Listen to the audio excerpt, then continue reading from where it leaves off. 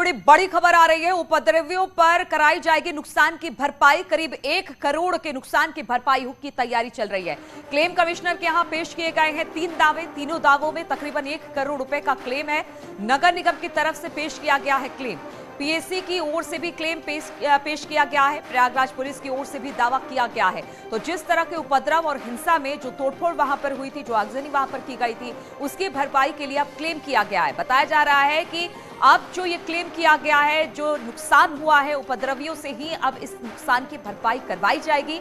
करीब 1 करोड़ के नुकसान की भरपाई की तैयारी चल रही है, जिसमें क्लेम कमिश्नर के यहाँ ये 3 दावे पेश किए गए हैं। तीनों दावों में तकरीबन 1 करोड़ रुपए का क्लेम है, जिसमें नगर निगम भी शामिल है। इसने भी अपनी तरफ से क्लेम पेश किया है। वहीं पीएसी की ओर से भी क्लेम पेश किया गया है और प्रयागराज पुलिस की ओर से भी दावा किया गया है कि किस तरह का नुकसान इस हिंसा के दौरान हुआ। इस पर बातचीत करने के लिए सर्वेश इस वक्त हमारे साथ जुड़ गए हैं। सर्वेश, इस पूरे मामले में हम देख रहे हैं कि कार्रवाई तो हो रही है, अब क्लेम भी पेश किया गया है। पहले कहा गया था कि कुर्की की कार्रवाई करके जो भी नुकसान हुआ है उसकी भरपाई करेंगे, और अब तो 3 महकमों में भी अपनी अपनी क्लेम लगा दी है।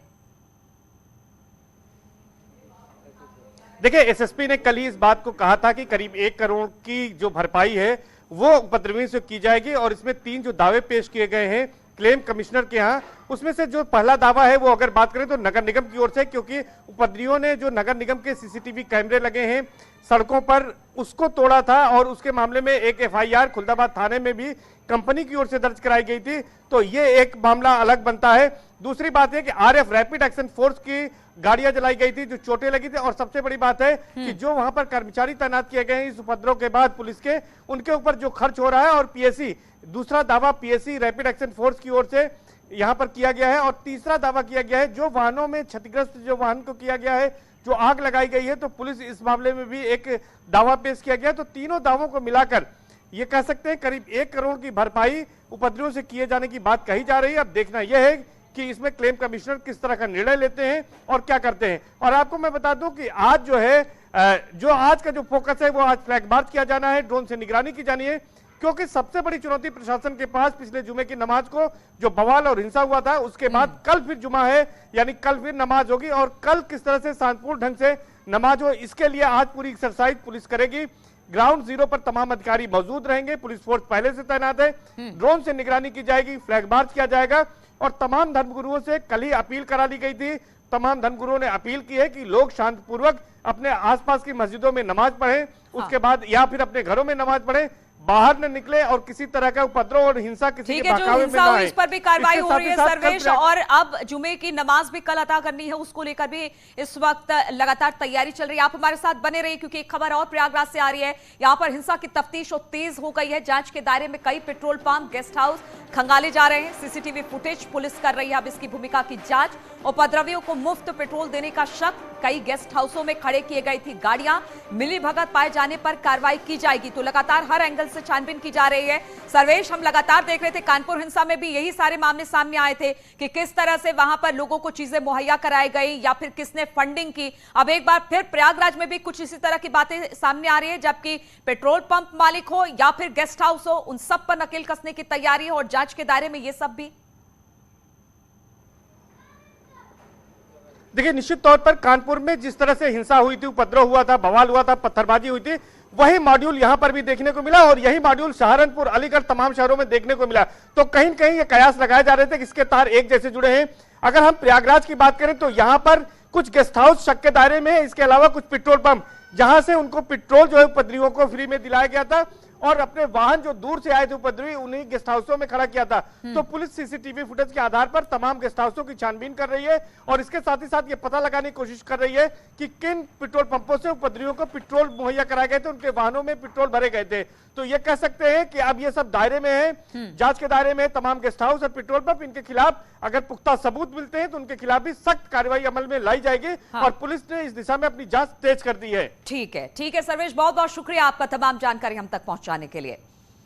वहीं कानपुर हिंसा की बात की जाए तो कानपुर हिंसा से जुड़ी बड़ी खबर है। व्हाट्सएप चैट से खुलासा हुआ है चैट में भड़काऊ मैसेजेस भेजे गए थे। चैट में लिखा था कानपुर को हिला दिया जाएगा। मैसेज करने वाले नंबरों की जांच अब शुरू हो गई है। कई जिलों से मैसेजेस आए हैं। एसआईटी जिले के बाहर भी अब इसको लेकर पूछताछ कर रही है। तो लगातार यह भी कहा जा रहा था कि किस तरह से व्हाट्सएप ग्रुप बनाकर इस पूरी हिंसा को, यानी कानपुर हिंसा को अंजाम दिया गया। और अब ये बात सामने आ रही है सूत्रों के हवाले से कि व्हाट्सएप चैट से खुलासा हुआ कि चैट में भड़काऊ मैसेजेस भेजे गए। चैट में लिखा गया कि कानपुर को हिला दिया जाएगा। मैसेज करने वाले नंबरों की अब जांच पड़ताल शुरू हो चुकी है। और यूं तो रामपुर उपचुनाव में मुकाबला समाजवादी पार्टी बनाम बीजेपी है, लेकिन आजम खान के नवाब खानदान पर टिप्पणी के बाद सियासत का नया अखाड़ा अब तैयार हो गया है। एक सभा को संबोधित करते हुए आजम खान ने कहा था कि नवाब खानदान को किन्नरों के वोट भी नहीं मिले, जिस पर नवाब काजिम अली खान ने आजम खान को चमगादड़ बताया है। नवाबजादा जुल्फिकार अली खान, जिनकी औलादें अपने आप को नवाब लिखती हैं, जो 3000 वोट पाते हैं, इससे ज्यादा तो रामपुर में हिजड़े होंगे जितना वोट उन्हें मिला है।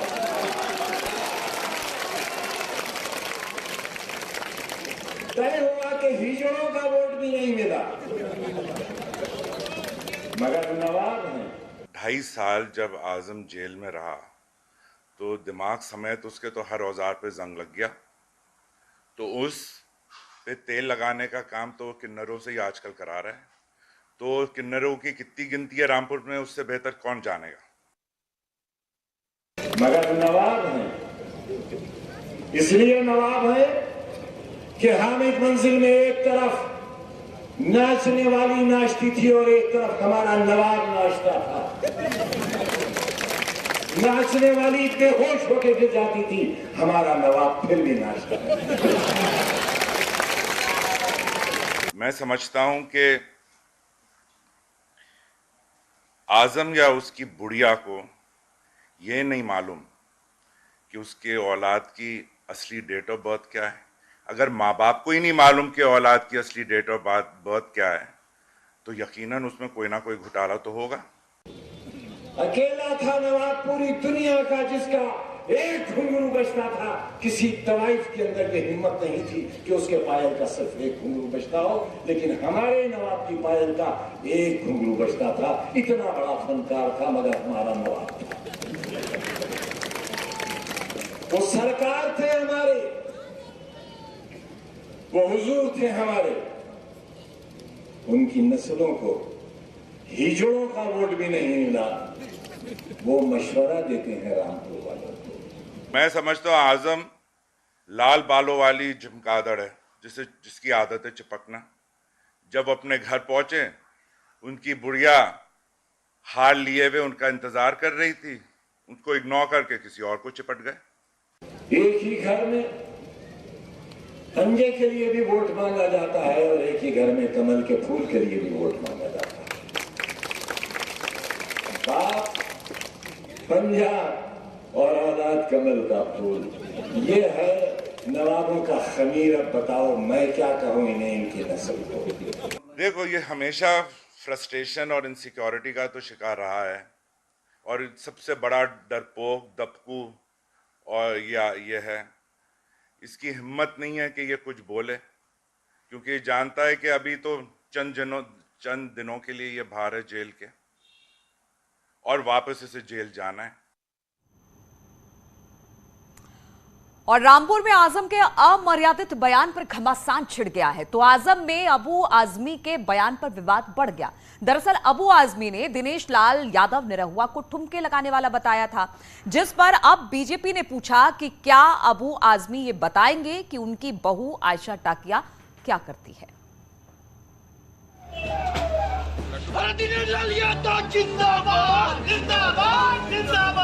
अरे वो ठुमके मारने वाली जरूरत नहीं आता। यहाँ पे किसी अच्छे आदमी की जरूरत है जो जानता है किसान की जरूरत क्या है, जानता है मजदूर की जरूरत क्या है। आदमी साहब से कि उनकी बहू क्या करती है। यूं तो अबू आजमी को समाजवादी पार्टी ने आजमगढ़ बुलाया था पार्टी के प्रचार के लिए, धर्मेंद्र यादव की पतवार को पार लगाने के लिए। लेकिन बीते 11 जून को उन्होंने पत्रकारों के बीच जो कुछ कहा उसने समाजवादी पार्टी के लिए मुश्किल खड़ी कर दी है। पहले सुनिए अबू आजमी ने कहा क्या था, फिर बताते हैं कि समाजवादी पार्टी के सामने अब मुश्किल क्या है। अरे वो ठुमके मारने वाली जरूरत नहीं यहाँ पर। यहाँ पे किसी अच्छे आदमी की जरूरत है जो जानता है किसान की जरूरत क्या है, जानता है मजदूर की जरूरत क्या है, आजमगढ़ का विकास कैसे हो सकता है, असेंबली पार्लियामेंट में बहस कैसे की जाती है, इनकी जरूरत है। अबू आजमी इस बयान के बहाने शायद दिनेश लाल यादव निरहुआ के राजनीतिक कौशल पर सवाल खड़ा करना चाहते थे, लेकिन उन्होंने जिस भाषा का इस्तेमाल किया उसने अबू आजमी पर सवाल खड़े कर दिए हैं।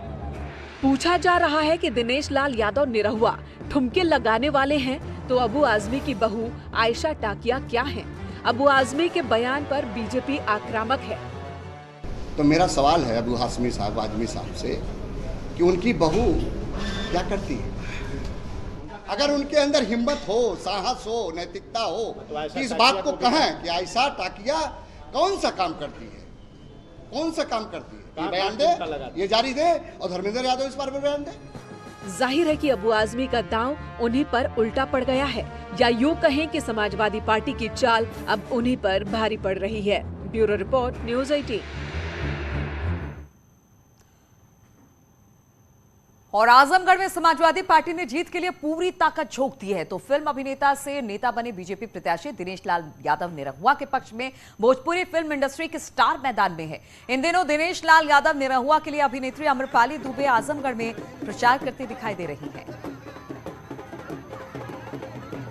भी जा रही है, कैसा समर्थन मिल रहा है? बहुत ज्यादा, और आप लोग देख ही सकते हैं कितना ज्यादा प्यार मिल रहा है।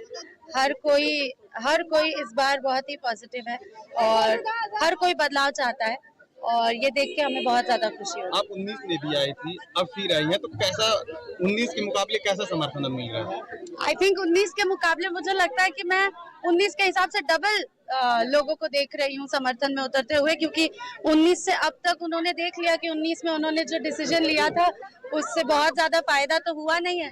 तो इस बार लोग चेंज ओवर चाहते हैं, इस बार लोग चाहते हैं कि सही कैंडिडेट को चुने, दिनेश जी को चुने, ताकि वो आजमगढ़ के लिए कुछ कर सके। क्या उम्मीद है जीत को लेकर, निरहुआ जी की जीत को लेकर कितनी उम्मीदें हैं आप? हम सब अपना काम कर रहे हैं और अपना कर्म कर रहे हैं, और बस सब भगवान तुल्य जनता के हाथ में सब कुछ है। वो जो चाहेंगे वही सबसे बेस्ट डिसीजन है। बस अभी हम अपनी मेहनत करके सब भगवान पर छोड़ रहे हैं। आप महिलाओं के बीच जा रही हैं, महिलाओं की कुछ समस्याएं ऐसी जो आपसे कह रही हैं कि जीतने के बाद वो समस्याएं दूर करेंगी। महिलाएं मुझसे ज्यादातर अपनी खुशी शेयर कर रही हैं। वो कह रही हैं कि जब कोविड की परिस्थिति थी और सब कुछ बहुत डिफिकल्ट हो गया था उनके लिए, तब यही सरकार ने इनकी मदद की थी।